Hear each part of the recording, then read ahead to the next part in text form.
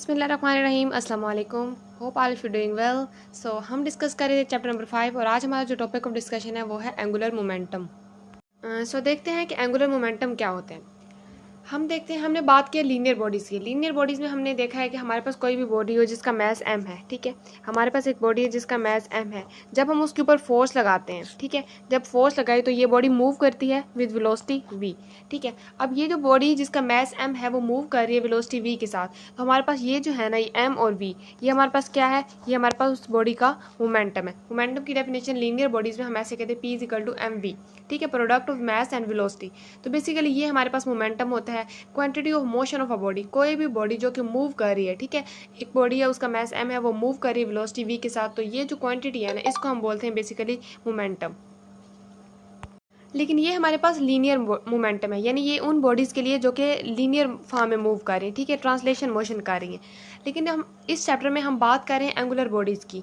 तो angular bodies मतलब एक बॉडी जो है वो सर्कल में मूव कर रही है। अगर वो सर्कल में मूव कर रही है, ठीक है, तो सर्कल में मूव करने के पर उसका जो मोमेंटम होगा ना, उसको हम बोलते हैं एंगुलर मोमेंटम। और इसमें हमारे पास क्या चीज़ें इन्वॉल्व होती हैं। एक तो हमारे पास यहाँ पे हम फोर्स लगा रहे हैं, ठीक है, तो ये इस डायरेक्शन में उसका हमारे पास जो मोमेंटम होगा वो क्या होगा, mv, ठीक है। ये हमारे पास लीनियर मोमेंटम होगा उस डायरेक्शन में।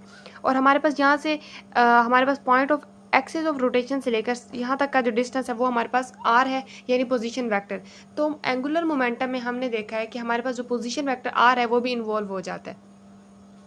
जितनी भी हमने पीछे क्वांटिटीज़ पढ़ी हैं एंगुलर की और लीनियर बॉडीज़ की, हमने डिफरेंस देखे हैं। तो हमने जब बात की थी लीनियर फोर्स की, ठीक है, फोर्स में हमारे पास क्या होता है, ma होता है, इसमें r इन्वॉल्व नहीं हो रहा। लेकिन जब हम एंगुलर बॉडीज़ की बात करते हैं तो हम टॉर्क लेते हैं, torque is equal to r into F, ठीक है। तो यहाँ पे फिर r हमारे पास इन्वॉल्व हो गया। फिर हमने लास्ट टॉपिक पढ़ा था मोमेंट ऑफ इनर्शिया वाला। मोमेंट ऑफ इनर्शिया में हमने देखा कि I is equal to M R square, ठीक है। तो हमारे पास फिर r इन्वॉल्व हो गया। तो बस ये चीज़ याद रखनी है कि हमारे पास जितनी भी एंगुलर बॉडीज़ है ना, उसमें r यानी जो पोजीशन वेक्टर है ये लाजमी इन्वॉल्व होता है। सो इसकी डेफिनेशन देखें तो कहते हैं कि a particle is said to possess an angular momentum about a reference axis if it so moves that its angular position change relative to that reference axis. कह रहे हैं कि अगर एक बॉडी है वो अपने रेफरेंस एक्सिस के रिलेटिव अपनी पोजीशन को चेंज कर रही है, ठीक है, एक बॉडी है जो कि इस पॉइंट पर है, ठीक है, ये उसका रेफरेंस एक्सिस है।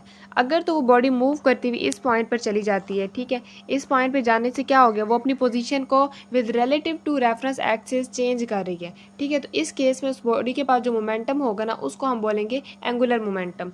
और एंगुलर मोमेंटम को हम रिप्रेजेंट करते हैं एल के साथ, और एल के साथ रिप्रेजेंट करते हैं तो हमारे पास क्या होता है, यहाँ पे हमारे पास P is equal to mv हो जाएगा, ठीक है। यहाँ पे अगर हम फोर्स क्योंकि हम फोर्स लगाएंगे तभी तो बॉडी मूव करेगी, ठीक है। तो r क्रॉस p, ठीक है, p हमारे पास मोमेंटम है और r हमारे पास पोजीशन वेक्टर है, ठीक है। तो इसको फर्दर सॉल्व करें तो आर पी साइन थीटा। अब ये साइन थीटा कैसे आता है इसको हम फर्दर डिस्कस करेंगे। और हमें पता है कि पी इज इक्वल टू जो है वो हम लीनियर मोमेंटम में देखा जाए तो P is equal to M V होता है। तो अगर हम इसकी वैल्यू पुट करें तो L is equal to M R V sine theta.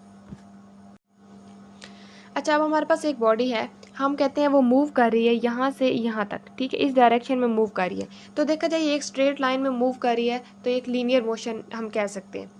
अब हम कहते हैं कि हमने इस बॉडी की एंगुलर मोमेंटम हमने फाइंड करना है। एंगुलर मोमेंटम फाइंड करने के लिए सबसे पहले तो हम इसका रेफरेंस ड्रा कर लेंगे, ठीक है। हमने ये पॉइंट फॉर एग्जांपल ड्रा कर लिया, इसका रेफरेंस हमने समझ के ड्रा कर लिया, ठीक है। ये मतलब ये कि ये जो पॉइंट है ना, पॉइंट ओ, ये उसका एक रेफरेंस पॉइंट है।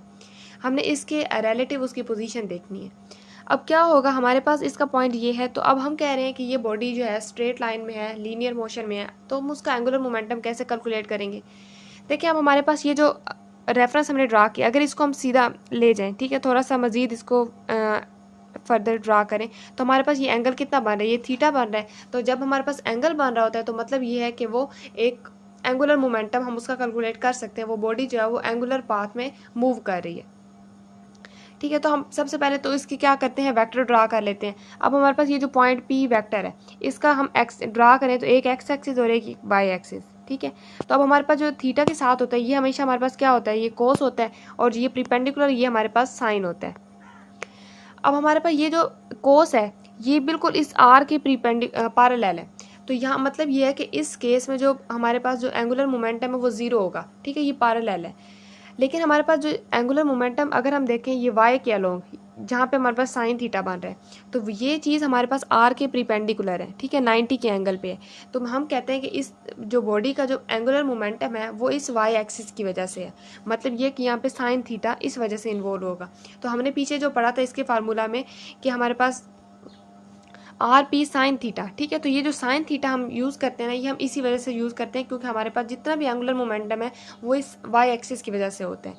ये तो हमने इस पी का वेक्टर ड्रा किया। अगर हम बात करें आर की, अगर हम आर का अगर वेक्टर ड्रा करें तो आर के हम इसको क्या करेंगे, इसको फर्दर खींच लेंगे और यहाँ से इसका एक एक्सिस ये हो जाएगा।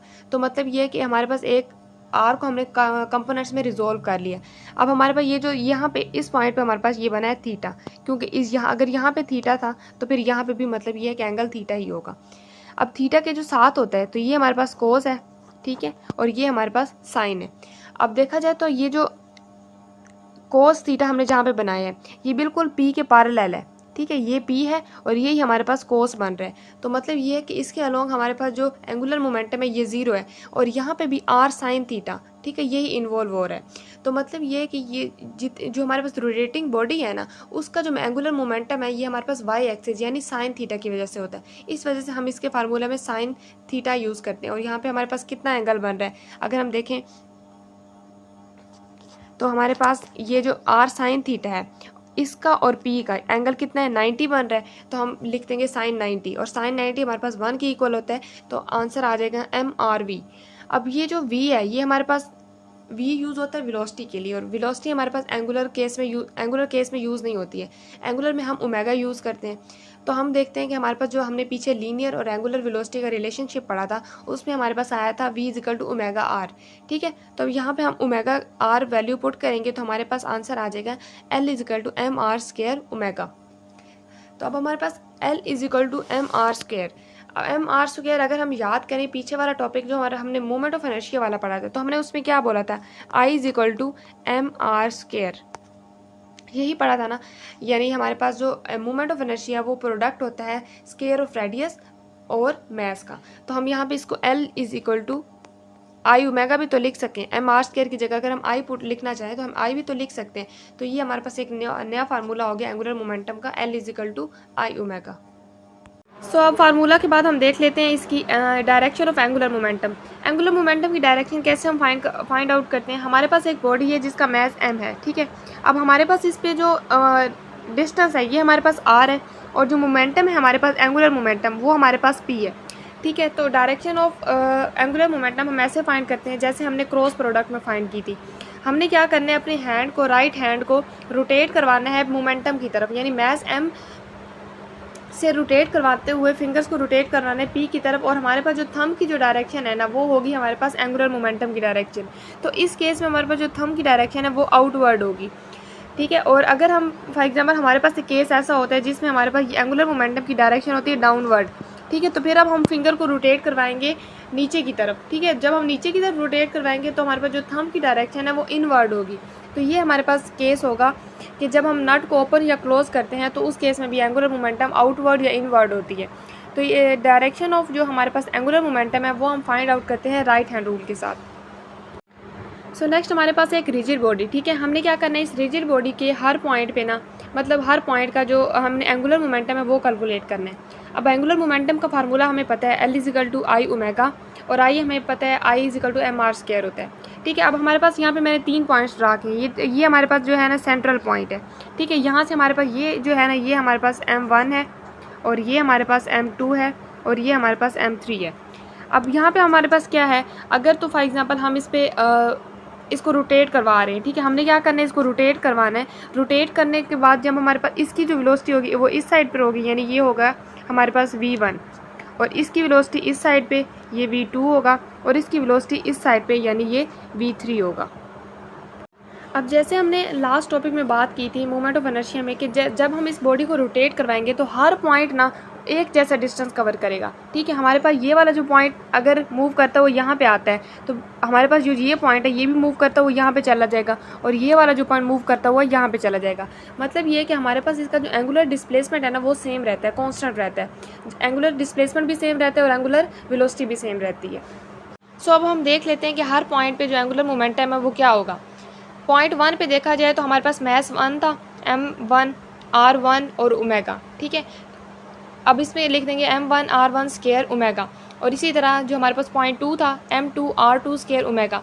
और इसी तरह हमारे पास n नंबर ऑफ पॉइंट्स थे, ठीक है। हमने dot dot mn rn square omega n हो गया, ठीक है। अब हमने क्या करना है, यहाँ पे हमारे पास जो ओमेगा है ना, ये क्या है, ये हमारे पास एंगुलर वेलोसिटी है। और हमने पहले ही बात की है कि जो हमारे पास एंगुलर डिस्प्लेसमेंट सेम रहता है और एंगुलर वेलोसिटी भी कांस्टेंट होती है, सेम रहती है। अब हम क्या करेंगे, इस हमने एंगुलर वेलोसिटी को कॉमन ले लेना और बाकी हमारे पास जो है ना ब्रैकेट में आ जाएंगे। फिर हमने लॉ ऑफ समेशन इस पर अप्लाई करना है। समेशन हमारे पास क्या हो जाएगी, समेशन ब्रैकेट MI RI और हमारे पास ब्रैकेट के बाद क्या है, ओमेगा है। अब हमारे पास यहाँ पे जो n इजिकल टू 1 और ऊपर हमने n लिखा है, मतलब ये है कि ये n नंबर ऑफ पॉइंट है, मतलब 1 2 3 एंड सो ऑन हो सकते हैं, ठीक है। जितने पॉइंट्स होंगे उतनी हम वैल्यू यहाँ पे लिख सकते हैं। सो ये हमारे पास एक एंगुलर मोमेंटम आ गया एक पूरी रिजिड बॉडी का। अब देखा जाए तो ये mr², ये जो ब्रैकेट के अंदर है, ये किसके इक्वल है, इसको हम आई की इक्वल भी तो कर सकते हैं, क्योंकि हम पहले मूवमेंट ऑफ इनर्शिया में देख चुके हैं कि आई हमारे पास इक्वल होता है mr² के। सो अगर हम इसको सिंपल फॉर्म में लिखना चाहें तो हम लिख सकते हैं L is equal to summation I omega. mr² की जगह हमने यहाँ पे सिंपली आई लिख दी है। सो ये हमारे पास टोटल एंगुलर मोमेंटम आ गया एक रिजिड बॉडी का। सो यही हमारे पास डिस्कशन थी, एक रिजिड बॉडी में हम एंगुलर मोमेंटम डिफरेंट पॉइंट्स पे कैसे फाइंड आउट करते हैं। बिल्कुल ये सेम प्रोसेस है जैसे हमने movement of inertia different point का फाइंड आउट किया था, इसी तरह हम एंगुलर मोमेंटम भी उसी मेथड से कैलकुलेट कर सकते हैं। नेक्स्ट हमारे पास दो टाइप्स होती हैं, ठीक है। एक हमारे पास होती है स्पिन एंगुलर मोमेंटम और एक हमारे पास होती है ऑर्बिटल एंगुलर मोमेंटम। अब स्पिन एंगुलर मोमेंटम क्या चीज़ है, अगर तो हमारे पास कोई बॉडी है वो अपने ही एक्सिस में रोटेट कर रही है, जैसे हमारी अर्थ की बात करें तो अर्थ की हमारे पास स्पिन मोशन भी होती है और ऑर्बिटल मोशन भी होती है। ये अपने एक्सिस के इर्द गिर्द भी घूमती है और सूरज के गिर्द भी घूमती है। तो अगर ये अपने एक्सिस के इर्द गिर्द घूम रही है, ठीक है, अपने एक्सिस के इर्द गिर्द घूम रही है, तो उस केस में हमारे पास जो एंगुलर मोमेंटम प्रोड्यूस होगा ना वो स्पिन एंगुलर मोमेंटम होगा और इसको हम डिनोट करते हैं LS से। सो अगर हमारे पास एक बॉडी है, फॉर एग्जांपल अर्थ है, ठीक है, अब ये रोटेट कर रही है सूरज के इर्द गिर्द, ठीक है, अब ये सूरज के इर्द गिर्द इस फॉर्म में रोटेट कर रही है, तो उस केस में हमारे पास जो एंगुलर मोमेंटम प्रोड्यूस होगा ना उसको हम ऑर्बिटल एंगुलर मोमेंटम कहते हैं, क्योंकि ये ऑर्बिट में रोटेट कर रही है। तो रोटेटिंग बॉडी में क्या मोमेंटम जो प्रोड्यूस होता है उसको हम एंगुलर मोमेंटम कहते हैं और उस एंगुलर मोमेंटम को हम ऑर्बिटल की वजह से ऑर्बिटल एंगुलर मोमेंटम कहते हैं और इसको हम डिनोट करते हैं LO से। सो अगर ये बॉडी फॉर एग्जांपल यहाँ पे ये अर्थ है, ठीक है, ये मूव कर रही है सूरज के इर्द गिर्द, ठीक है, ये हमारे पास सूरज है और ये हमारे पास अर्थ है, इसके इर्द गिर्द रोटेट कर रही है, तो हम इसके रेफरेंस से इसको हम क्या कहेंगे, पॉइंट ऑब्जेक्ट है, ठीक है, हम अर्थ को बोलेंगे ये एक पॉइंट ऑब्जेक्ट है। सो बेसिकली हमारे पास यही कॉन्सेप्ट था एंगुलर मोमेंटम का कि एंगुलर मोमेंटम क्या होती है, कोई भी बॉडी जो कि सर्कुलर फॉर्म में मूव कर रही हो यानी कोई थीटा एंगल बना रही हो, ठीक है, उस केस में जो मोमेंटम प्रोड्यूस होता है ना उसको हम एंगुलर मोमेंटम कहते हैं। उसके बाद हमने इसकी डेरिवेशन देखी है, ठीक है, डेरिवेशन के बाद हमने इसका एक रिजिड बॉडी में उसका एंगुलर मोमेंटम फाइंड किया, इसका मैग्नीट्यूड, इसकी डायरेक्शन को देखा है और उसके बाद हमने इसकी टाइप्स को डिस्कस कर दिया है। होप सो आप लोगों को ये टॉपिक समझ आ गई होगी। सो अब नेक्स्ट चलते हैं। सो नेक्स्ट हमारे पास आ जाता है law of conservation of angular momentum. Angular momentum के बारे में हम सब कुछ पढ़ चुके हैं, अब हमने देखना है कि law of conservation of angular momentum क्या होता है। कंजर्वेशन का मतलब है कि कोई भी चीज़ ऐसी है जो कांस्टेंट रहती हो, जो चेंज ना होती हो, ठीक है, मतलब जो हमारे पास एंगुलर मोमेंटम है वो कब कंजर्व रहता है। तो इसके अगर हम स्टेटमेंट देखें तो law of conservation of momentum states that if no external torque act on the system the total angular momentum of the system remain constant. मतलब ये है कि जब तक हम कोई एक्सटर्नल टॉर्क नहीं लगाएंगे किसी भी सिस्टम में तो उस वक्त तक हमारे पास जो टोटल एंगुलर मोमेंटम है ना वो कांस्टेंट रहेगा। जब हम बात करते हैं लीनियर मोमेंटम की तो हम कहते हैं लीनियर मोमेंटम उस वक्त तक कांस्टेंट रहेगा जब तक हम कोई एक्सटर्नल फोर्स नहीं लगा देते। तो ये बिल्कुल वैसा ही है, बस हमारे पास यहाँ पे एंगुलर मोमेंटम आ गया तो एंगुलर मोमेंटम की वजह से हमारे पास टॉर्क इन्वॉल्व हुए, ठीक है। तो जब तक हम कोई एक्सटर्नल टॉर्क नहीं अप्लाई करेंगे ना तो हमारे पास जो एंगुलर मोमेंटम है वो क्या होगा, वो कॉन्स्टेंट रहेगा। सो हमारे पास इसकी स्टेटमेंट हम लिख सकते हैं, हमारे पास जो L टोटल है मतलब टोटल एंगुलर मोमेंटम, हमारे पास जो डिफरेंट पॉइंट्स पे अगर हम एंगुलर मोमेंटम कैलकुलेट करें, जैसे हमने एंगुलर मोमेंटम वाले टॉपिक में जब रिजिड बॉडी को स्टडी किया था तो हमने डिफरेंट पॉइंट्स पे उसका एंगुलर मोमेंटम कैलकुलेट किया था। तो यहाँ पे भी L1 plus L2 plus dot dot dot LN, ठीक है, ये मतलब इन सब का जो सम अप है ना वो हमारे पास क्या हो जाता है, वो इक्वल होता है कॉन्स्टेंट के। सो अब हम इसके एक्सप्लेनेशन की तरफ जाते हैं। So law of conservation of momentum को हम ऐसे भी लिख सकते हैं कि हमारे पास जो टोटल इनिशियल मोमेंटम है वो इक्वल होता है टोटल फाइनल मोमेंटम के। मतलब जब ये दोनों इक्वल हो जाएंगे तो हम कह सकते हैं कि हमारे पास जो law of conservation of angular momentum है वो फॉलो हो गया, मतलब एंगुलर मोमेंटम जो है वो कॉन्स्टेंट है। ठीक है, अब हम इसकी एग्जाम्पल लेते हैं जो बुक में दी हुई है। अब ये जो आदमी है ये जंप कर रहा है एक बोर्ड से, स्विमिंग बोर्ड से नीचे रिवर में। अब जब ये जंपिंग पोजीशन में होता है, मतलब ये फर्स्ट पोजीशन अगर इसकी देखें तो ये अपने हाथों को स्ट्रेच कर लेता है। ठीक है, मतलब ये है कि इसमें इस केस में इसका जो रेडियस है ना वो अपना इंक्रीज कर लेता है। और अगर हम देखें ये पोजीशन टक पोजीशन, तो इसमें जो इसका एंगुलर सर्कल ड्रा करें तो वो बहुत छोटा सा होता है और इसका जो रेडियस है वो क्या हो जाता है, कम हो जाता है। अब हमारे पास आई क्या है, आई हमारे पास मूवमेंट ऑफ इनर्शिया है। इसको हम ओपन करके लिखें तो हमारे पास I is equal to M R square होता है। ठीक है, अब पहला जो केस है इनिशियल केस, उसमें क्या था, रेडियस था इंक्रीज हो गया था। रेडियस जब इंक्रीज हुआ तो जब ये एम के साथ मल्टीप्लाई होगा तो मतलब ये है कि इसका जो मूवमेंट ऑफ इनर्शिया है ना वो इंक्रीज हो गया है। अब सेकंड केस देखें, जब वो टक पोजीशन में था, टक पोजीशन में उसका जो रेडियस है वो क्या हुआ है, वो डिक्रीज हो गया। अब जब रेडियस डिक्रीज हुआ तो मतलब ये है कि उसका जो मूवमेंट ऑफ इनर्शिया वो क्या है, वो भी डिक्रीज हो गया। सो अब हम आते हैं ओमेगा की तरफ। ओमेगा हमारे पास क्या होता है, एंगुलर वेलोसिटी है। तो हमारे पास जो पहली पोजीशन है, ठीक है, पहली पोजीशन में हमारे पास जो बॉडी जो है वो स्ट्रेच पोजीशन में, स्ट्रेच पोजीशन में मतलब ये है कि वो जो इस पॉइंट पे ना जो उसकी जो रोटेशन है वो बहुत कम होती है। एंगुलर वेलोसिटी जो है ना अगर हम इसको रोटेट करवाएं इस पोजीशन में तो वो बहुत आहिस्ता रोटेट करेगा, लेकिन टक पोजीशन पे जब वो मूव करता है ना तो फिर उसकी स्पिनिंग जो है ना वो तेज़ हो जाती है। ठीक है, तो हम कह सकते हैं कि हमारे पास जो पहली पोजीशन है उसमें जो एंगुलर वेलोसिटी है वो कम थी। ठीक है, लेकिन जब वो टक पोजीशन में गया तो उस वक्त उसकी एंगुलर वेलोसिटी वो इंक्रीज कर गई। तो यहाँ पे हमारे पास अगर तो पहला केस है, ठीक है, उसमें हमारे पास मूवमेंट ऑफ इनर्शिया था 8 और जो एंगुलर वेलोसिटी थी वो क्या थी, वो थी 4। ठीक है, ये एग्जांपल ले रहे हैं। तो ये हमारे पास लेकिन जो सेकंड केस था उसमें जो मूवमेंट ऑफ इनर्शिया डिक्रीज हुआ, मतलब अब 4 हो गया, लेकिन एंगुलर वेलोसिटी इंक्रीज कर गई, 8 हो गई। तो दोनों केसेस में हमारे पास आंसर जो है वो सेम आएगा। मतलब ये कि एंगुलर मोमेंटम जो टोटल था वो क्या होगा, कंजर्व रहेगा। So law of conservation of angular momentum ये है कि टोटल इनिशियल मोमेंटम है वो इक्वल होता है टोटल फाइनल मोमेंटम के। तो इसको हम ऐसे भी लिख सकते हैं कि हमारे पास जो मूवमेंट ऑफ इनर्शिया है वो इन्वर्सली प्रोपोर्शनल है एंगुलर वेलोसिटी के। मतलब जब जैसे इनर्शिया इंक्रीज होगा तो एंगुलर वेलोसिटी क्या होगी, डिक्रीज होगी। अब हम बात कर लेते हैं मैग्नीट्यूड एंड डायरेक्शन की। मैग्नीट्यूड तो हमने कैलकुलेट कर लिया, हमारे पास जो इनिशियल मोमेंटम था वो फाइनल मोमेंटम के इक्वल आ गया और ये हमने कैलकुलेट कर लिया। अब हम देखते हैं कि इसकी डायरेक्शन भी क्या सेम रहती है। तो हमारे पास ये जो एंगुलर मोमेंटम है ये एक वेक्टर क्वांटिटी है। ठीक है, और इसकी जो डायरेक्शन है वो एक्सिस ऑफ रोटेशन के अलोंग होती है। ठीक है, तो अब हमारे पास जो एक्सिस ऑफ रोटेशन है अगर हम उसको चेंज ना करें, फॉर एग्जांपल हमने किसी भी कोई भी बॉडी रोटेट कर रही है, फॉर एग्जांपल एक लट्टू है वो रोटेट कर रहा है। ठीक है, वो रोटेट करता रहेगा, रोटेट करता रहेगा, जब तक हम एक्सटर्नल फोर्स या एक्सटर्नल टॉर्क नहीं अप्लाई करें, फॉर एग्जांपल हम उसको हिला देते हैं तो वो फ़ौरन गिर जाएगा। मतलब ये है कि हमने क्या किया, उसको डिस्टर्ब कर दिया। ठीक है, हमने एक्सटर्नल टॉर्क लगाई जिसकी वजह से उसका जो मोमेंटम था वो कंजर्व नहीं रहा और वो क्या हो गया, वो गिर गया। हमारे पास एक लाइन लिखी हुई है, the axis of rotation of an object will not change its orientation unless an external torque cause it to do so. मतलब ये है कि एक जो बॉडी है वो अपनी डायरेक्शन उस वक्त तक चेंज नहीं करती जब तक हम उसके ऊपर एक एक्सटर्नल टॉर्क ना अप्लाई कर लें। ठीक है, कोई भी बॉडी अपनी एक एंगुलर मोशन में मूव कर रही है। ठीक है, अब वो मूव करती रहेगी जब तक हम उसके ऊपर कोई एक्सटर्नल टॉर्क अप्लाई नहीं करेंगे ना उसका एक्सिस ऑफ रोटेशन चेंज नहीं होगा। ठीक है, तो ये हमारे पास था law of conservation of angular momentum. अब हम एग्जाम्पल, हमारे पास इसमें बहुत सी एग्जाम्पल आ जाती हैं। जैसे हमारे पास अर्थ जो है वो सूरज के इर्द गिर्द रोटेट कर रही है। ठीक है, अब ये जो अर्थ है ये हमारे पास स्पिन मोशन भी कर रही होती है और हमारे पास ऑर्बिटल एंगुलर मोमेंटम भी होता है इसका। अब यहाँ पे क्या होता है कि इसका भी जो एंगुलर मोमेंटम है ना ये कंजर्व रहता है। ठीक है, तो कंजर्व इस वजह से हम कह सकते हैं कि हम इसको, ये रोटेट कर रही है ना, ये रोटेट करती रहेगी। ठीक है, ये ऐसे नहीं है कि हम ये जो अर्थ है वो रोटेट करती करती स्टॉप हो जाए और गिर जाए।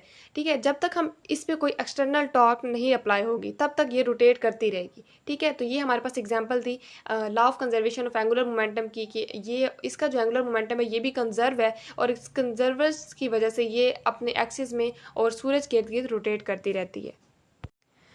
तो ज़मीन के अलावा भी बहुत सी ऑब्जेक्ट हैं यूनिवर्स में जो कि रोटेट कर रहे हैं और वो रोटेशन में ही हैं, ठीक है। वो भी हमारे पास एग्जांपल हो सकते हैं law of conservation of angular momentum की, कि उनका भी मोमेंटम जो है वो कंजर्व होता है, क्योंकि वो क्या होता है, उनके ऊपर कोई एक्सटर्नल टॉर्क जब तक नहीं लगेगी वो अपने स्टेट में रहेंगे, ठीक है, वो रोटेट करते रहेंगे। सो ये हमारे पास छोटा सा कॉन्सेप्ट था law of conservation of angular momentum का, और होप सो आप लोगों को समझ आ गई होगी। सो आप मुझे इजाज़त दीजिए। Thank you so much. Allah हाफिज़।